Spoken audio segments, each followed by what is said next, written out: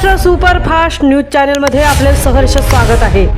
खास सत्याची धार लेखणीची महाराष्ट्रातील ताज्या आणि वेगवान बातम्या पाहण्यासाठी आपल्या हक्काचे चॅनल शेअर करा, लाईक करा आणि सबस्क्राइब करा। धन्यवाद। रस्त्याच्या दुतर्फा पडलेल्या वाळूमुळे वाहनधारकांचा जीव धोक्यात। धुळे अंमळनेर रस्त्यावरून रात्रंदिवस मोठ्या प्रमाणात वाळूची वाहतूक केली जात आहे। अंमळनेर तालुक्यातील तापी नदी पात्रातून ही वाळू वाहतूक धुळ्याकडे सुरू आहे। वाळू वाहतूक करताना हवी तशी खबरदारी घेतली जात नसून उघड्या असलेल्या अनेक वाहनांतील वाळू उडून ती रस्त्यावर तसेच साईड पट्ट्यांवर मोठ्या प्रमाणात विखुरली जात आहे। दोन्ही बाजूंच्या साईड पट्ट्यांवर वाळू विखरलेली असल्याने वाहनधारकांसाठी विशेषतः मोटारसायकल धारकांसाठी अत्यंत जीवघेणे झाले आहे।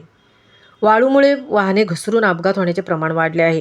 अनेक वाहनधारकांनी याबाबत संताप व्यक्त केला असून वाळू वाहतूक करणाऱ्या वाहनधारकांसाठी कठोर नियमावली लावावी व संबंधित ठेकेदाराला समज द्यावी व त्याच्याकडून धुळे अंमळनेर रस्त्यावर पडलेली दोन्ही बाजूच्या साईड पट्ट्यांवरील वाळू साफ करून घ्यावी अशी मागणी करण्यात आली आहे।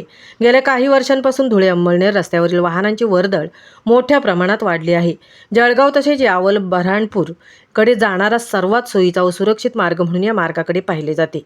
त्यामुळे वाहनधारक या मार्गाला पसंती देत आहेत, परंतु बेफामपणे सुरू असलेली वाळू वाहतूक या मार्गावरून प्रवास करणाऱ्या वाहनधारकांसाठी डोकेदुखी ठरू पाहत आहे।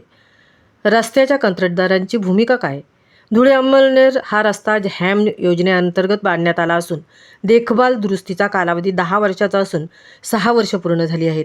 उर्वरित 4 वर्षांच्या कालावधीत देखभाल दुरुस्तीची संपूर्ण जबाबदारी संबंधित कंत्राटदाराची आहे। रात्रंदिवस होणाऱ्या वाळू वाहतुकीमुळे रस्त्याची दुरावस्था होत आहे।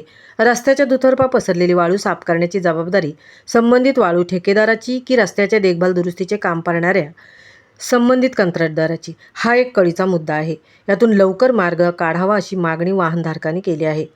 महाराष्ट्र सुपरफास्टसाठी अशोक गोपाळ सह तृप्ती भुईर, धुळे।